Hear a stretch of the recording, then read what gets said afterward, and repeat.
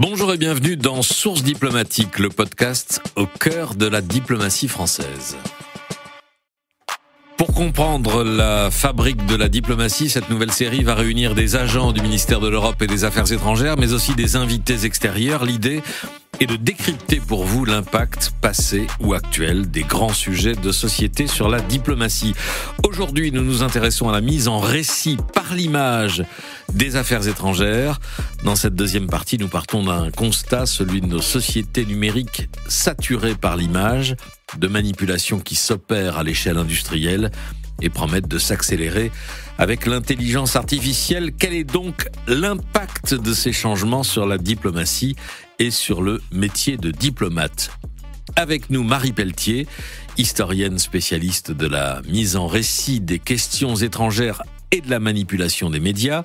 Charles Thépot, diplomate, spécialiste du Moyen-Orient et de l'Afrique du Nord. Vous avez été en poste en Syrie, en Algérie, en Irak. Vous avez pris la tête en décembre dernier de la nouvelle sous-direction à la veille et à la stratégie au sein du porte-parole du ministère de l'Europe et des Affaires étrangères.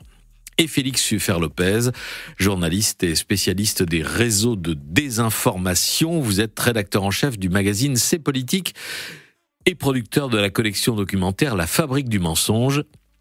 Vous écoutez Source diplomatique. Félix Suffer-Lopez, il vous faut d'abord partir d'une évidence, mais aussi tenter de l'expliquer. Pourquoi les fausses informations les plus efficaces et les plus répandues sont-elles celles qui utilisent le visuel ?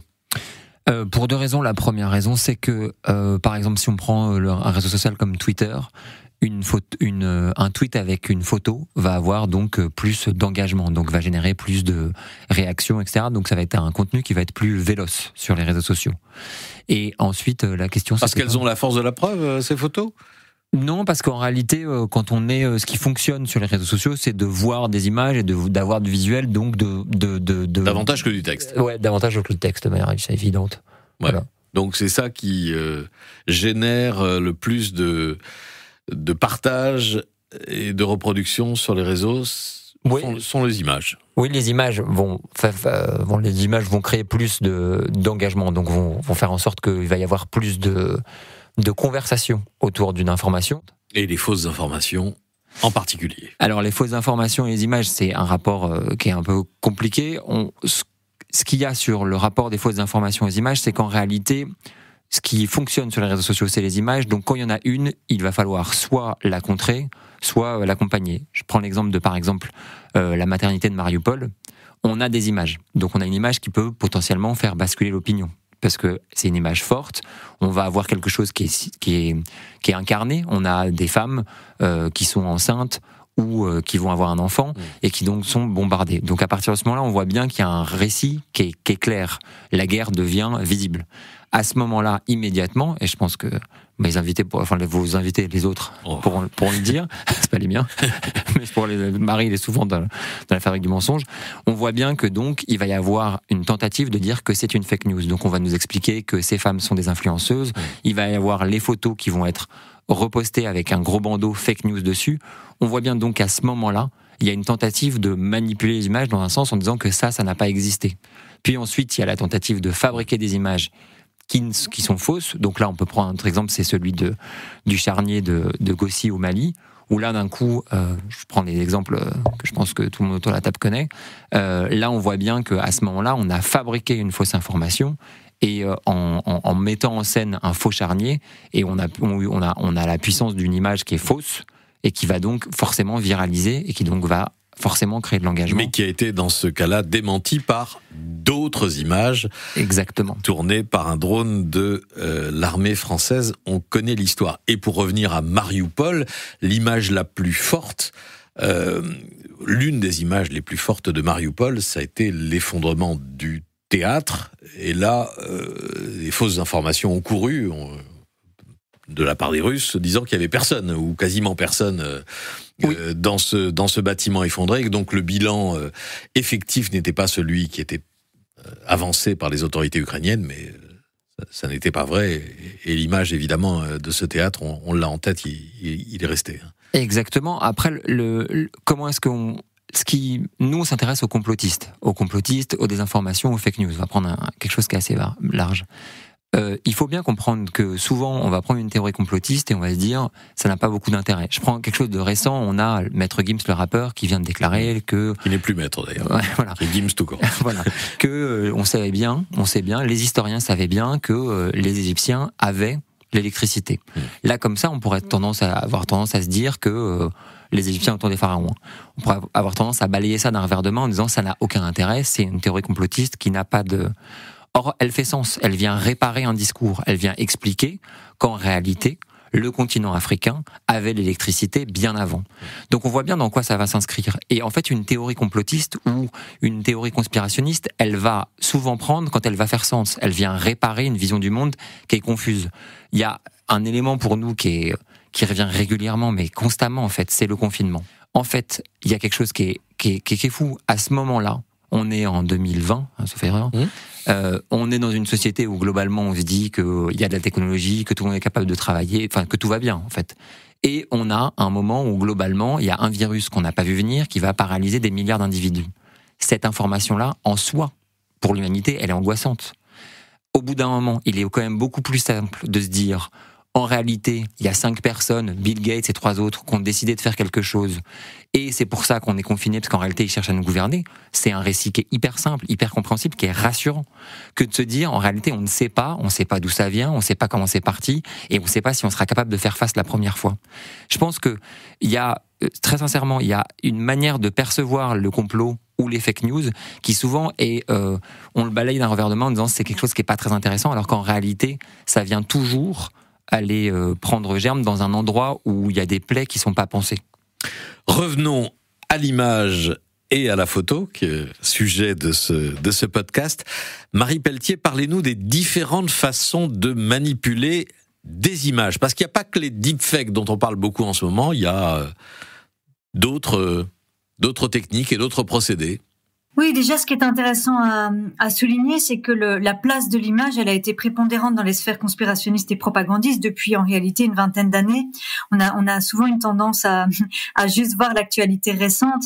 Mais moi, je me rappelle très bien, dans les années 2000, par exemple, pour prendre les sphères conspirationnistes francophones, autour de Dieudonné Soral notamment, effectivement, ils ont très vite compris que l'image, comme ça vient d'être dit d'ailleurs, et rappelé, que l'image suscitait plus d'engagement, plus d'adhésion, plus de conviction aussi. Et donc que ce soit le format d'ailleurs photographique ou vidéo a été vraiment mis en avant très tôt, bien avant les réseaux sociaux d'ailleurs, c'est important à rappeler. Et ce qui est important à rappeler aussi, c'est que ces mêmes sphères, et ça vient aussi d'être rappelé très justement, ne se contentent pas de manipuler les images. La seule problématique n'est pas technique en réalité. C'est aussi le sens qu'ils donnent aux images. Et ça a été d'ailleurs quelque chose qui a été très observable début des années 2010 notamment. Alors moi je vois vraiment un tournant au début des années 2010, d'abord avec l'avènement des réseaux sociaux, enfin la massification en tout cas des réseaux sociaux, et puis aussi parce que personnellement j'ai beaucoup travaillé sur les printemps arabes où justement les images ont joué un rôle assez prépondérant, et on a vu que les sphères propagandistes et proches des dictatures, elles ont réussi à accoler un sens à des images de manière à les détourner. C'est-à-dire que c'est pas forcément les trafiquants, c'est en associant aux images des symboles ou une signification qui n'était pas forcément celle qu'elles avaient de prime abord. En changeant le contexte. Oui. Oui, exactement. Je pense notamment, alors chacun a ses obsessions, hein. Moi, ma Syrie est mon obsession. Je pense notamment au conflit syrien, puisque c'est un conflit où finalement les images ont joué un rôle prépondérant, mais qui s'est quelque part, et c'est ça qui est tout à fait dramatique, retourné contre les opposants syriens. C'est que c'est un conflit qui a été extrêmement bien documenté, notamment au niveau photographique d'ailleurs, par les opposants au régime de Bachar el-Assad, qui dès le début du conflit ont photographié ce qui se passait, documenté, ont mis ça en ligne sur les réseaux sociaux, etc. On utilisait d'ailleurs les plateformes en se disant, mais si on donne les preuves des crimes en cours, eh bien, la solidarité internationale va arriver. Et en fait, la solidarité internationale n'est pas arrivée, comme on le sait. Alors, quand je dis solidarité internationale, c'est non seulement au niveau citoyen, mais c'est aussi au niveau politique et gouvernemental, puisque rappelons-nous la fameuse dérobade d'Obama en 2013. Donc, c'est-à-dire que finalement, on n'est pas allé soutenir militairement l'opposition syrienne, en tout cas à hauteur de ce qui était prévu. Et c'est très intéressant parce qu'on voit vraiment un décalage, à la fois quelque chose qui est extrêmement bien documenté au niveau photographique et justement un manque d'adhésion et d'empathie des opinions publiques occidentales. Et ça, c'est l'œuvre de la propagande qui a réussi, par un travail essentiellement discursif en réalité, à nous désensibiliser, à ce qu'on voyait. C'est-à-dire, à chaque fois qu'il y avait une photo, je pense notamment aux preuves justement du massacre de la Ghouta en 2013, donc ce massacre à l'arme chimique commis par les forces de Bachar el-Assad dans la banlieue de Damas. Rappelons-nous ces photos terrifiantes d'enfants morts dans leur sommeil qui auraient dû très logiquement susciter un effroi, qui en ont suscité en partie, mais qui ont été d'emblée discrédités par les acteurs de propagande en disant que c'était des fausses images, en disant que c'était de la mise en scène, en traquant les soi-disant détails techniques qui nous prouvaient que c'était faux, etc. Et qui ont réussi à jeter le poison du doute, en fait, dans le débat public. À se dire, mais en fait, on est choqué, mais c'est peut-être pas exactement ça qui s'est passé. Ça, c'est exactement le poison conspirationniste. C'est-à-dire que c'est les faussaires qui ont introduit les doutes sur des images qui étaient absolument réelles et parfaitement documentées. Exactement. Et ça, je pense qu'on oublie beaucoup trop souvent cet aspect-là. Actuellement, je veux dire, puisqu'on est surtout préoccupé, et évidemment à juste titre, par la manipulation des images, par l'intelligence artificielle, etc. Et c'est une problématique. Mais n'oublions pas non plus qu'en miroir, il y a ce problème des vraies images qui sont discréditées et qui sont discréditées au long cours par un travail de sape, de mise en doute. Et justement, en utilisant, et c'est ça qui est très pernicieux, notre argumentaire technique, en disant il faut se méfier des images, il faut se méfier parce qu'on sait qu'elles peuvent être manipulées. Et donc, si on n'a pas en réalité, et ça c'est un petit peu aussi ce que je répète à longueur de journée, mais si on n'a pas en réalité un logiciel politique qui nous donne des repères, on ne pourra pas s'en sortir avec des seuls éléments techniques en réalité. L'enjeu est beaucoup plus en amont, c'est comment se situer par rapport à des crimes de guerre, au-delà de la question de la récolte de preuves. Charles Thépot, je me tourne vers le diplomate. Quel est l'impact de ces phénomènes sur le métier de diplomate? Est-ce que vous avez, ces dernières années, contribué à construire une diplomatie de crise face aux manipulations par l'image? Et si vous souhaitez, puisque je vous présentais tout à l'heure comme un spécialiste du Proche-Orient et quelqu'un qui a travaillé aussi dans cette région et en Syrie particulièrement, si vous voulez réagir à l'exemple choisi par Marie Pelletier sur la Syrie, sur les massacres documentés, je vous laisse libre évidemment de le faire. Charles Thépot. Très volontiers. Je suis le travail de Marie Pelletier sur le sujet depuis plusieurs années, donc je suis ravi de pouvoir échanger avec elle sur ce volet. Peut-être revenir au début sur le contexte diplomatique appliqué à cette saturation de nos sociétés par l'image. Il faut revenir à un élément essentiel qui est que la diplomatie, c'est d'abord un métier d'écrit et c'est un métier de représentation des relations entre les États et entre les pays et les sociétés. Et toute cette attention mobilisée par les images vient finalement contredire et bousculer ces deux données de base. Et donc le travail des diplomates depuis un certain nombre d'années, c'est de s'adapter constamment à cette évolution de notre environnement des perceptions, qui n'est plus simplement rythmé par ce qu'on peut lire, mais qui est vraiment saturé par ces images. Et donc les diplomates vont avoir un travail de traduction, puisqu'en fait on doit traduire nos textes en images. Et c'est une difficulté très, très constante, puisque finalement nos textes sont par définition assez complexes. Il s'agit d'accords internationaux, de négociations sur des conflits, donc tout ça est assez compliqué. Et résumer tout ça dans une image, c'est parfois mission impossible. Et donc il y a une contradiction dans les termes qui va obliger les diplomates à faire preuve d'innovation en permanence sur le sujet. Ce qu'on voit dans l'image, c'est assez souvent, c'est une urgence. C'est une situation de crise. Alors, il y a ce qui va convoquer l'émotion, et donc là, on arrive à ces situations de crise et de conflit, et puis il y a aussi le sous-texte, l'interprétation des événements. Je pense qu'il y a vraiment deux situations assez différentes. C'est quand l'image va finalement biaiser la représentation des relations entre États. Le cas classique, on le voit tous les jours, c'est quand il y a une rencontre entre deux chefs d'État, Vous avez évidemment un pool de journalistes et des photographes qui vont faire des photos officielles. Il y en a beaucoup. Et on observe sur les réseaux sociaux constamment ce petit jeu qui consiste à faire de l'interprétation de tel angle, de tel geste. Et finalement, il y a une compétition entre une foultitude d'images pour dire laquelle va le mieux résumer l'état des relations personnelles entre ces deux chefs d'État. Est-ce qu'il a pris la main vers le haut, vers le bas? Est-ce qu'il a mis sa main dans son dos? Il y a tous ces codes de relations de diplomates, de chefs d'État, de ministres qui va être centré sur l'image de leur rencontre. Ensuite, il y a un deuxième phénomène qui là est beaucoup plus critique finalement, c'est que l'image va être utilisée pour faire basculer les événements.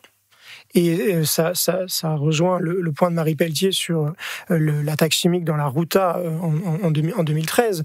Il y a une bataille d'interprétation des images avec un certain nombre d'organes de propagande qui ont essayé de délégitimer les rapports qui faisaient état de cette attaque. Et puis il a été démontré depuis que le régime syrien, avec le silence des autorités russes, avait été à l'origine de cette attaque chimique.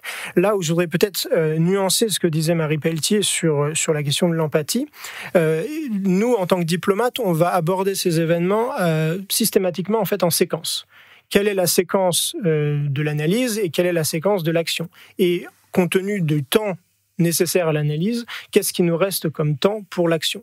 Et la séquence que décrivait Marie Pelletier est exemplaire à ce titre, parce que ce qui s'est joué dans les jours qui ont suivi la publication de ces images avec ces visages d'enfants morts et qui ont suscité une révulsion collective. Là, je nuancerai en disant qu'il y a eu une empathie, en tout cas en France et en Europe, sur le sujet. Il y a eu une mobilisation internationale qui a été très forte, mais là où la séquence va aussi limiter les choses, c'est que pour des intérêts moins liés à l'image qu'un calcul stratégique, le président Obama, alors même que, par exemple, la France était prête à intervenir, avait déjà mobilisé des moyens militaires pour que le régime syrien soit sanctionné directement et militairement pour cette action. Dans cette séquence-là, le président Obama va faire un calcul stratégique et saisir l'opportunité que la diplomatie russe lui a tendue en inventant un mécanisme qui visait à sortir les stocks d'armes chimiques dont disposait le régime syrien, de les sortir du pays. Et donc il va saisir une perche pour finalement ne pas aller au bout de la logique d'une sanction immédiate et qui, de l'avis de beaucoup d'experts, et je pense qu'on sera d'accord avec Marie Pelletier sur le sujet, une intervention militaire très ciblée sur cette question des armes chimiques en août 2013 aurait pu là faire changer les événements. Ouais. Et l'inaction face à cette bataille d'interprétation des images et une démarche diplomatique russe a finalement permis de recréer une autre situation et une autre évolution du conflit. J'ai un doute, arrêtez-moi si je me trompe. Est-ce qu'au bout du compte, il y a eu réellement une bataille d'interprétation des images? Moi, dans mon souvenir, il me semble que le discours syrien relayé par les Russes, c'était oui, il y a eu des morts, des enfants morts, il y a eu des crimes abominables, mais ce sont les opposants au régime de Bachar qui ont commis ces crimes, non? C'est pas le discours qui a été développé finalement? Vous avez entre le débat public que va générer cet événement et le débat diplomatique, vous avez une gradation, il y a plusieurs registres. Et donc, vous avez un certain nombre de propagandistes qui, eux, vont attaquer directement la véracité des images en disant, en gros, c'est un montage.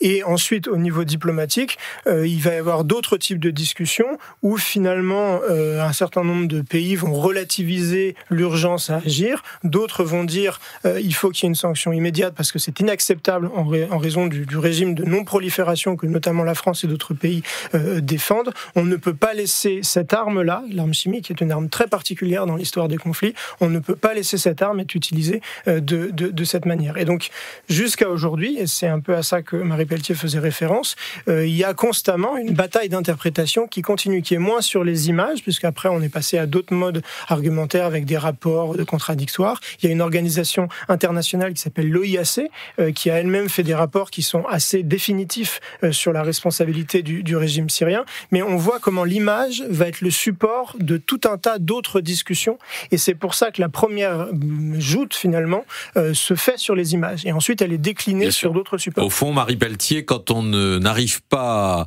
à détourner ou à discréditer l'image, on détourne la légende. C'est cela la leçon de l'épisode syrien. Exactement, on donne un autre sens à la légende, et comme il vient d'être rappelé très justement, on procède en fait. C'est un peu un cas d'école, c'est pour ça que je prends un peu le parti de m'y attarder, mais on prend différentes options en termes de discours en réalité. Il y avait différentes options de discrédit qui avaient cours en même temps. D'une part, dire il n'y a pas vraiment une massacre, c'est une mise en scène, et d'autre part dire, comme ça a été rappelé, oui, en réalité, il y a eu un massacre, mais c'est l'opposition elle-même qui l'a commis contre elle-même, en quelque sorte, pour susciter une réaction internationale. Et donc, c'est pour ça que je parlais du poison du doute. Je pense que c'est très important. C'est une manière, parce qu'effectivement, il y a eu de l'effroi. Je suis d'accord avec ça. Il y a eu de l'effroi dans les opinions publiques, mais c'est une manière de couper cet effroi, de nous désensibiliser. Je pense que ça, c'est vraiment, s'il y a une chose peut-être à mettre au centre et à rappeler et à avoir en tête, c'est cette action de désensibilisation de la propagande. C'est ça qu'elle vise. Et elle sait très bien, justement, le pouvoir de l'image, que l'image est capable de nous rendre empathiques. On le voit aussi actuellement sur l'Ukraine d'ailleurs.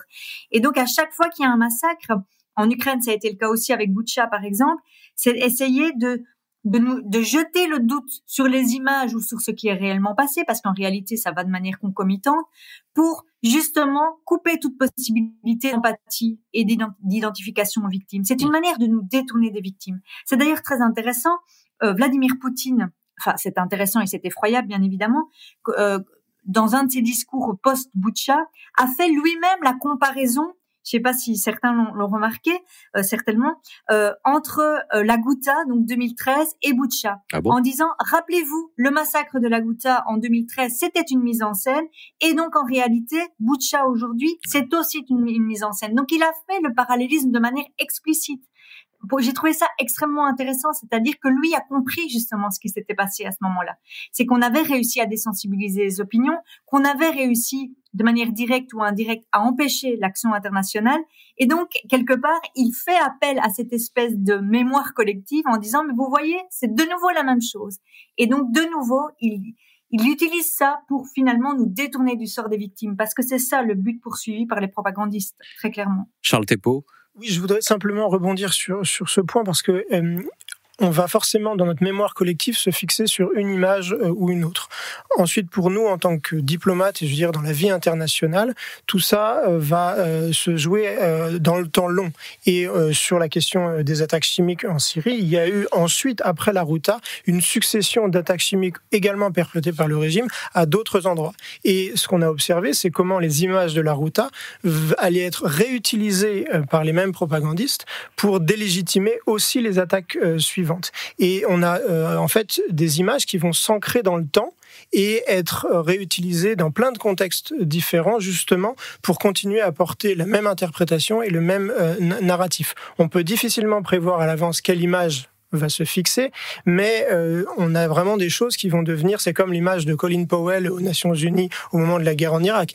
C'est une image parmi d'autres des réunions du Conseil de sécurité à l'époque. Il y a eu beaucoup de négociations, mais c'est la mémoire collective qui, dans le temps, va se fixer là-dessus, et les responsables internationaux vont ensuite reconstruire des discours pour venir convoquer cet exemple, et c'est comme ça que des images vont devenir vraiment des objets diplomatiques à part entière. Oui, bien sûr, même si, pour rester sur la Syrie, les massacres et les bombardements d'Alep sont restés figés dans les mémoires, et le contre-discours étant celui, là encore une fois, du régime et des propagandistes, comme vous dites, pour dire mais ce sont des djihadistes, ce ne sont pas, c'est pas la population syrienne qui est là, nous massacrons des djihadistes, mais le martyr d'Alep est resté évidemment pour l'opinion publique. J'ai dit tout à l'heure, Marie Pelletier, en vous lançant, il n'y a pas que les deepfakes, et du coup on n'en a pas parlé des deepfakes, qui est quand même un phénomène réel. Félix Uffer-Lopez, c'est quelque chose qui se propage. Et pour le moment, c'est quelque chose qui qui préoccupe beaucoup de monde, sur lequel on est assez concentré. Jusqu'ici, on n'a pas eu d'exemple. C'est-à-dire que il y a eu une vidéo qui a excessivement bien fonctionné, qui était une vidéo justement pour dénoncer les deepfakes. On voyait Barack Obama qui disait que Donald Trump était un imbécile. Oui. Mais on n'a pas d'exemple de bobard mondial qui a marché à grande échelle. Hein. Pour le moment, non. Ce qui se passe, moi, ce que je dirais, c'est que ce qui est intéressant avec le deepfake, c'est qu'à partir de son existence en soi, fait que on va pouvoir questionner toutes les images. Donc en fait, à partir du moment où le deepfake existe, dès qu'on va voir une image, on va soupçonner. Donc en fait, je rejoins Marie Pelletier, il y a quelque chose de... Ce qu'il faut, c'est quand il y a une image qui va se fixer et qui peut faire basculer une opinion dans un sens, ce qu'il faut, c'est semer le doute. Et ce qu'il y a qu'on a du mal à percevoir, c'est qu'on a souvent tendance à chercher quelque chose de cohérent. Alors qu'en réalité, autour d'une belle image, les mêmes acteurs vont pouvoir dire que c'est une manipulation, que c'est faux ou que c'est réel, mais qu'en réalité, ça a été fait par les autres. Le seul but, c'est d'avoir un moment où, quand on revoit cette image, au lieu qu'il y ait quelque chose qui soit convoqué de l'ordre de l'émotion et qui nous fasse basculer, c'est de nous emmener sur ça ne s'est pas réellement passé. Et donc, pour faire la boucle avec les deepfakes, j'ai jusqu'ici, c'est quelque chose qu'on monitore, et donc pour le moment, on n'a pas d'exemple d'un deepfake qui aurait fonctionné. Mais son existence en soi fait qu'on s'interroge, et en réalité, désormais, il n'y a plus de vérité d'une image, c'est-à-dire qu'il y a une saturation des images sur les réseaux sociaux. TikTok, l'arrivée de TikTok, si on prend de point de vue algorithmique, c'est la vitesse, c'est-à-dire qu'en réalité, les vidéos avant sur YouTube duraient 10 minutes, sur TikTok, on est sur des vidéos de moins d'une minute. Donc on est sur un flot d'images, Et donc, dans le même mouvement, on a un chien qui mange des frites et on a un massacre de la Ghouta. Enfin, vous voyez ce que je veux dire ? Oui.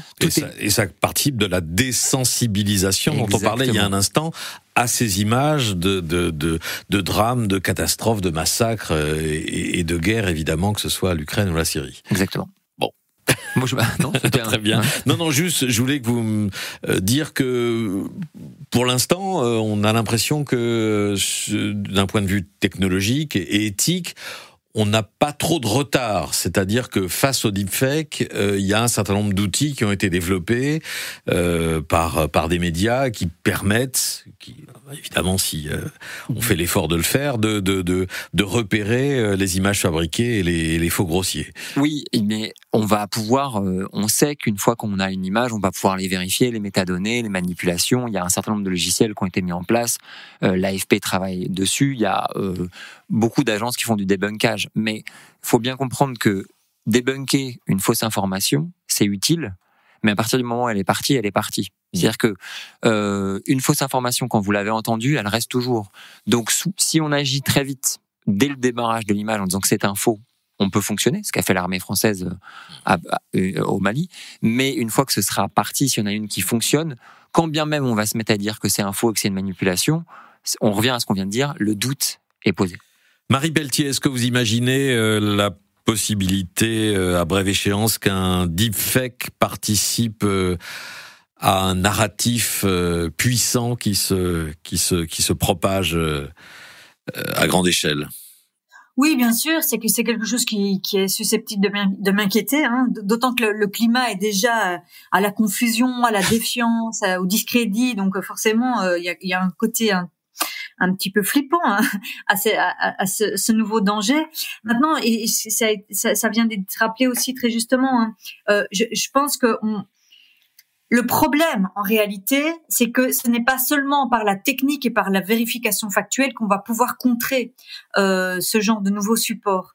La plupart des personnes qui adhèrent à un logiciel conspirationniste ou pro-dictature ou de défiance de manière générale, leur enjeu n'est pas tellement de savoir si une photographie est en réalité vraie ou fausse.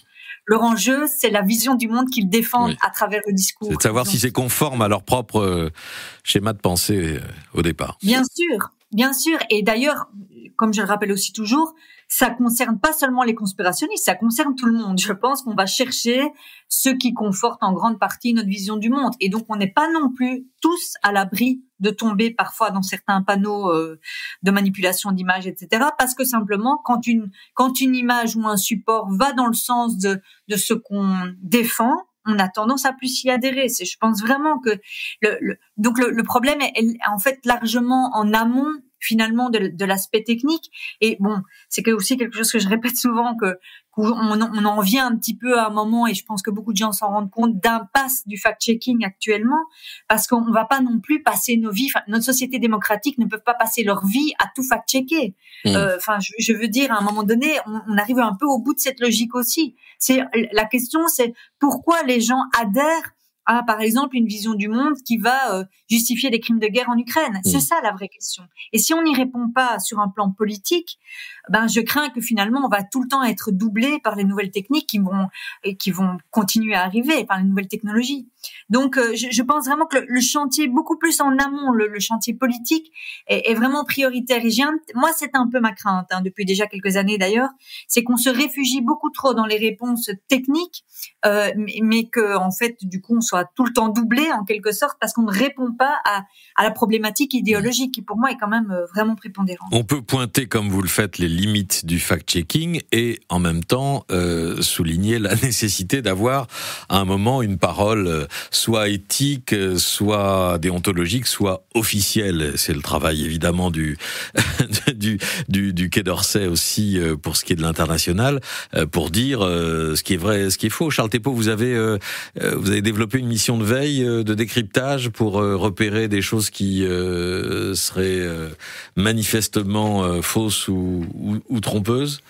Tout à fait, et l'enjeu, c'est vraiment un enjeu de rapidité. Je pense que sur le plan technique et sur les enjeux, ils viennent d'être rappelés.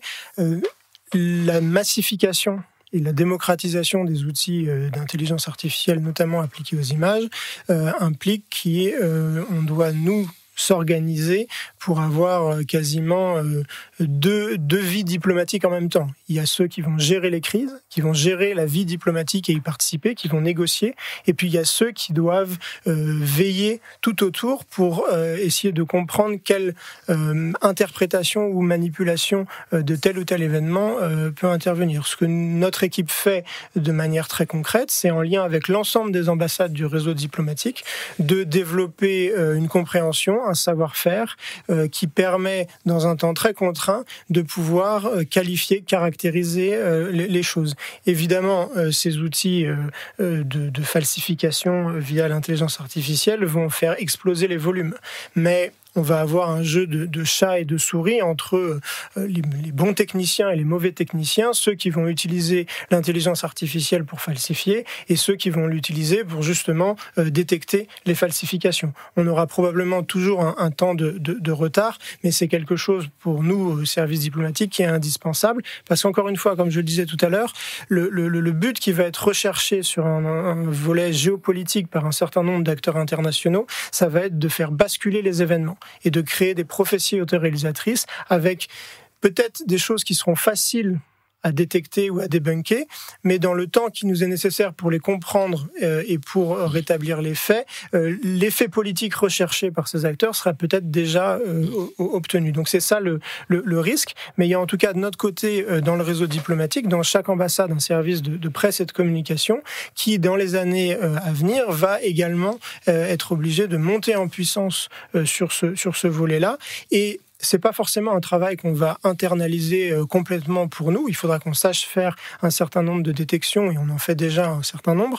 Mais il y a vraiment un enjeu de résilience collective, et donc une part importante de notre activité et de notre discours diplomatique va aussi être dans la préservation de la résilience médiatique. Comment est-ce qu'on peut construire avec un certain nombre d'acteurs de la société civile, des ONG, des experts, un certain nombre de techniques pour finalement communiquer entre nous et pouvoir qualifier les faits au fur et à mesure. Ça va vraiment être une expérience collective avec beaucoup d'experts à l'image du travail que fait Marie Pelletier, et qui vont devoir constamment aider les pouvoirs publics à rester à la pointe sur le plan de ces techniques. Et ensuite, nous aurons le rôle de conseiller nos autorités pour que justement ce discours politique de résilience démocratique et de résilience face à ces manipulations puisse se développer avec de l'éducation aux médias, la protection des journalistes, notamment dans les zones de crise, et un travail qui va être fondamental et qui a à peine commencé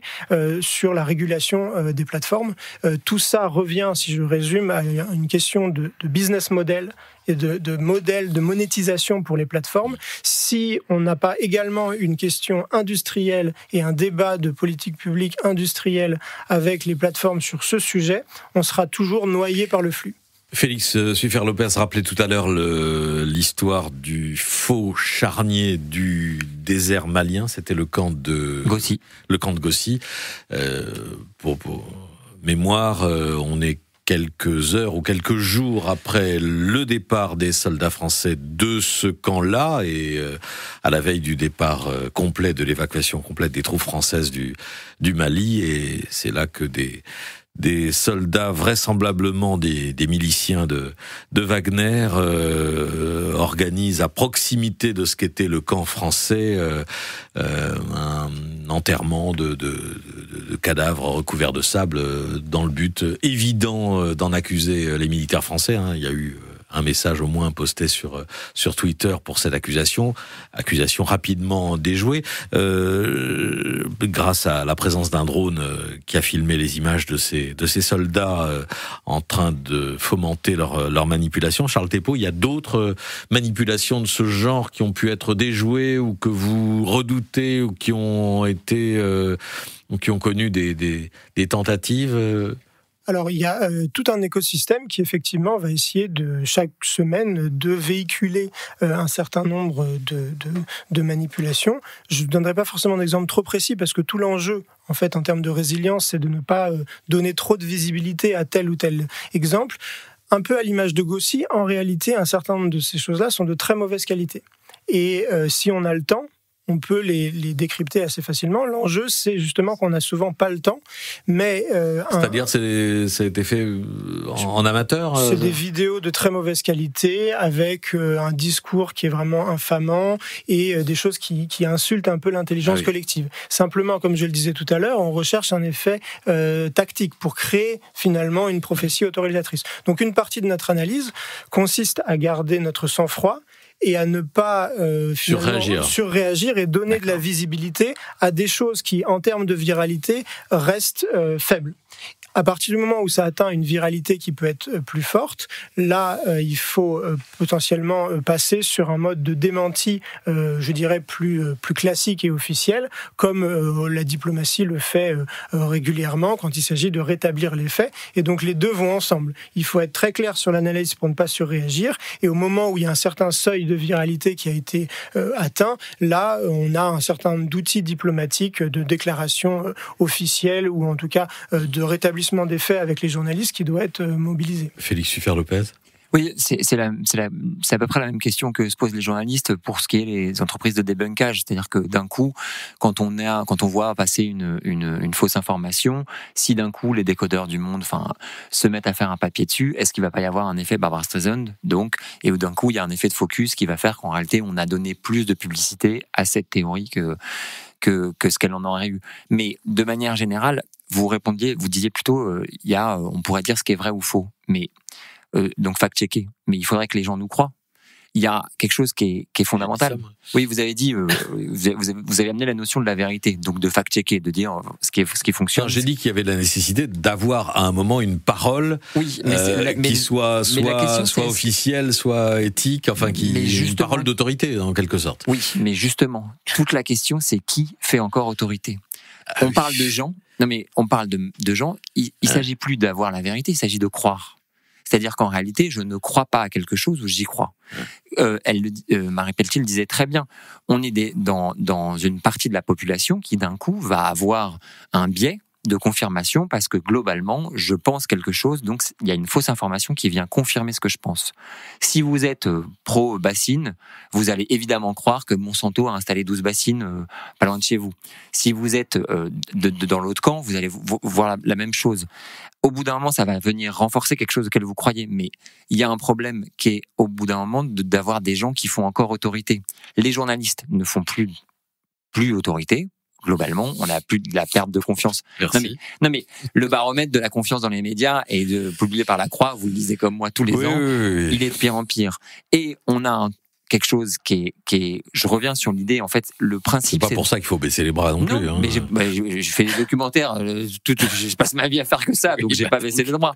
Mais l'idée, c'est qu'on voit bien que, par exemple, sur le rapport du GIEC, le GIEC, c'est des dizaines, de centaines de scientifiques qui s'accordent sur un consensus. Il suffit d'en prendre 5 qu'on va inviter sur des plateaux et qui vont donc dire qu'ils sont pas complètement d'accord pour créer une situation où d'un coup il y a un effet de doute. Oui, mais tous les scientifiques sont pas d'accord. Enfin, c'est pas tous les scientifiques qui sont pas d'accord. On a trouvé 10 gars qui disent le contraire. Ouais, on a eu le même phénomène pour le Covid. Exactement. Et donc, à partir de ce moment-là, où il y a une figure qui est vécue comme une figure d'autorité, ou qui est, par exemple, un ancien prix Nobel, qui a travaillé sur un truc qui n'a rien à voir, mais qui a quand même un ancien prix Nobel, un ancien ambassadeur, ou sur les réseaux sociaux, un ambassadeur moi je peux dire un ambassadeur chinois, mais à partir du moment où il est ambassadeur, il y a quand même écrit, il est vécu comme quelqu'un qui est légitime pour des gens qui sont sur les réseaux sociaux et qui suivent le truc. Donc, je vais jusqu'au bout de ma démonstration. Je pense qu'il y a quelque chose qui est important, c'est qu'il y a 2 types de travaux pour les journalistes sur les fake news. Il y a ceux qui vont débunker, et nous, ce qu'on essaye de faire, c'est de la prévention. Si on passe les premiers sur les vaccins, si, par exemple, je vais toucher des gens qui n'ont pas été touchés sur une théorie conspirationniste et qui voient d'abord nos documentaires ou qui voient d'abord quelque chose qui leur démontre en longueur comment est-ce que quelque chose est faux, alors on a fait une sorte de vaccination. C'est-à-dire que d'un coup, il va y avoir un éveil. Quand quelqu'un va arriver et vous parler de la rumeur entre ROR et autisme, vaccin ROR et autisme, vous allez vous dire « Ah, mais on m'a dit quelque chose », donc vous allez avoir vos défenses immunitaires qui vont être réveillées. Mais si globalement on travaille pas ça, à partir d'un moment, chacun aura sa vérité, sa conviction, et les figures d'autorité, en fait, ce sera chacun sa figure d'autorité. Donc on est dans un moment, du point de vue de l'information, où un petit point de bascule. Mais j'y crois encore. Bon. Marie Pelletier, vous y croyez aussi ? Moi, je suis quelqu'un de très optimiste, de toute façon. Très bien. Non, mais aussi, effectivement, je pense que ce qui est important à rappeler, c'est qu'on a avancé aussi sur ces questions ces dernières années. On a avancé dans la sensibilisation des opinions publiques, notamment. On part pas de nulle part. Moi, je suis toujours un petit peu embêtée par le discours d'une partie de la lutte contre la désinformation et contre le complotisme qui est toujours très catastrophiste, comme si c'était pire que jamais. Non, je pense pas que ce soit pire que jamais. Je pense que justement cette décennie 2010, avec notamment l'élection de Trump, etc., qui a été quand même un électrochoc, a agi quand même comme un détonateur et le travail vraiment de prise de conscience de ces problématiques a été fait ces dernières années et continue à être fait. Moi, ce qui me donne par exemple beaucoup d'espoir, si je peux ajouter cette petite note justement positive, ce sont les jeunes. Je suis enseignante depuis 20 ans, je travaille beaucoup dans les écoles. Globalement, les jeunes sont beaucoup moins naïfs que ce qu'on pourrait penser par rapport justement à toutes ces manipulations de l'information. Ils sont conscientisés à ces enjeux. Alors globalement, il y a des exceptions, mais le travail d'éducation aux médias a été fait dans les écoles. La naïveté face au numérique, c'est plus le cas chez la plupart des jeunes. Donc je pense vraiment que oui, il y a des raisons aussi de penser qu'on a des outils de résistance, quoi. Vraiment. Ça, je pense qu'il faut le redire. Charles Thépot. Je voudrais contribuer à l'optimisme ambiant en disant si on refait le scénario du conflit en Ukraine et de tout ce qui avait été annoncé en termes d'efficacité des manipulations de l'information russe et de la propagande russe. Tout est planté. Il y a un échec flagrant de la Russie et une résilience remarquable des opinions publiques européennes avec un soutien à l'Ukraine qui se confirme dans le temps alors qu'on nous avait menacé de geler en hiver, de ne plus avoir d'électricité, etc.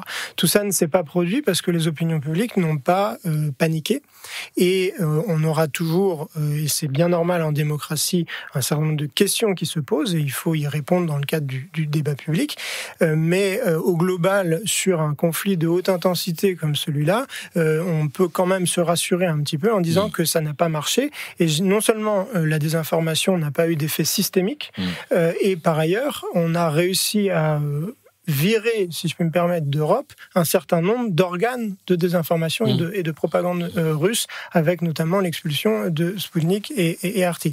Et donc il y a aussi, je pense, une conscience globale qui se construit sur le sujet et qui permet, dans le cadre de nos démocraties et avec des instruments qui restent les instruments de démocratie, la possibilité de trouver des solutions sur le moyen terme. C'est vrai que tous les éléments du narratif russe, je crois, aucun n'a pris sérieusement En tout cas, dans les opinions européennes, non? Vous n'avez pas l'air d'accord, Félix Uffer-Lopez? Si. Bon, très bien.